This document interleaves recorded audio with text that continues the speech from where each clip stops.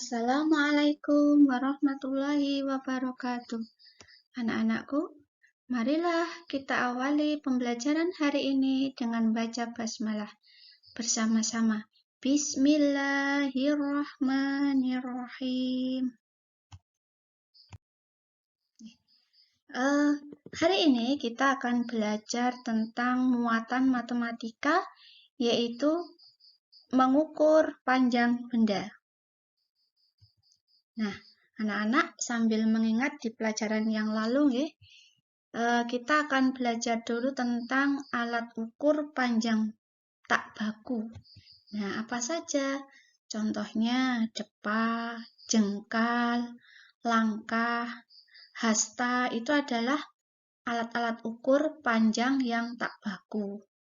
Ya, yang dulu sudah pernah kita praktekkan waktu di kelas 1. Nah, saat ini kita akan belajar alat ukur panjang baku. Apa itu yang termasuk dalam alat ukur panjang baku? Ya, yang pertama adalah meteran. Nah, anak-anak tentunya pernah melihat benda berikut di slide ini, ya. Ada yang namanya meteran, gulung atau meteran roll. Nah, meteran gulung atau meteran tukang ini menggunakan satuan sentimeter dan meter. Kegunaannya adalah untuk mengukur panjang tanah, pintu, meja, papan tulis, kursi, tinggi badan. Nah, jadi ini biasa digunakan untuk mengukur benda-benda yang lebih tinggi atau lebih luas, lebih lebar. Nah, biasanya ini digunakan oleh para tukang gitu, ya. Kemudian yang kedua adalah mistar atau penggaris. Nah, tentunya pernah melihat juga dan sering menggunakan penggaris ini. Penggaris atau mistar menggunakan satuan sentimeter. Digunakan untuk mengukur buku, pensil, penghapus, tempat pensil, daun, panjang jari, meja, kursi, figura foto, dan benda-benda yang lain yang panjangnya sesuai dengan penggaris itu sendiri. Jadi tidak terlalu panjang sekali, ya, karena kalau harus panjang tadi menggunakan meteran. Yang selanjutnya adalah meteran pita atau meteran kain. Anak-anak tentu pernah melihat meteran yang seperti ini. Meteran pita itu menggunakan satuan sentimeter. Digunakan untuk mengukur kain, bahan baju, panjang lengan, lingkar perut, dan lain-lain. Biasanya meteran ini digunakan oleh penjahit.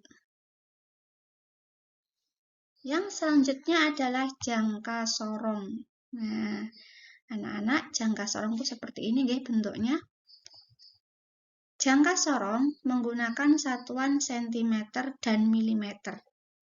Jangka sorong ini digunakan untuk mengukur benda yang berbentuk lingkaran atau bulat, seperti cincin, mur, lingkar jari, pensil, kelereng, dan lain-lain.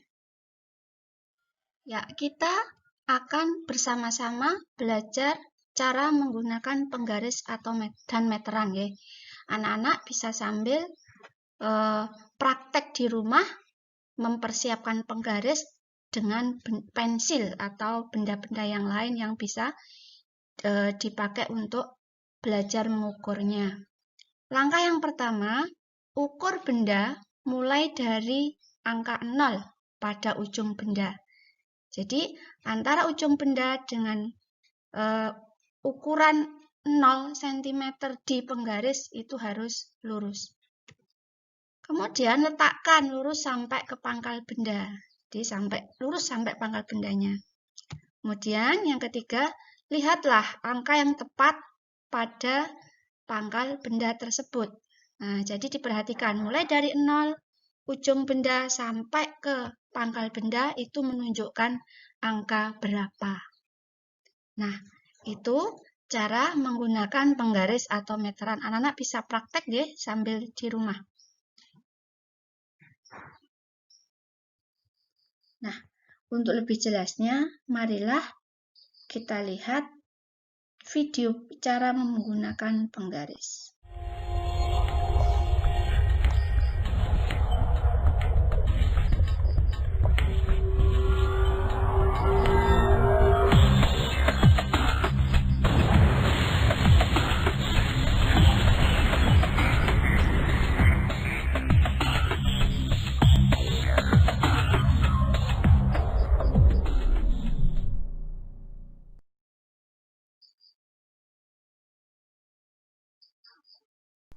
Tahukah kamu bagaimanakah cara mengukur panjang sebuah pensil dengan menggunakan penggaris?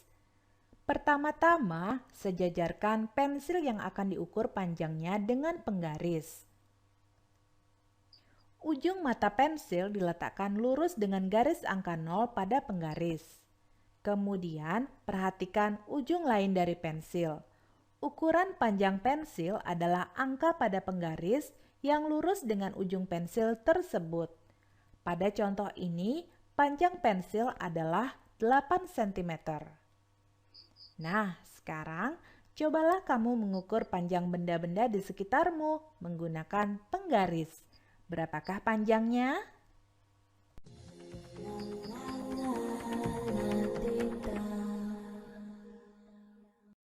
Nah, tadi sudah kita lihat bersama video cara menggunakan penggaris. Nah, anak-anak, sebagai tugas kalian hari ini, ukurlah benda-benda yang ada di bawah ini dengan menggunakan alat ukur yang sesuai dengan bendanya. Ya. Ini silakan disalin di buku tulis tematik dan dikerjakan di buku tulis tematik pula. Nah, anak-anak, demikian tadi pembelajaran hari ini. Semoga tetap semangat untuk selalu mengikuti pembelajaran. Kita akhiri dengan baca hamdalah bersama-sama. Alhamdulillahirabbil alamin. Wassalamualaikum warahmatullahi wabarakatuh.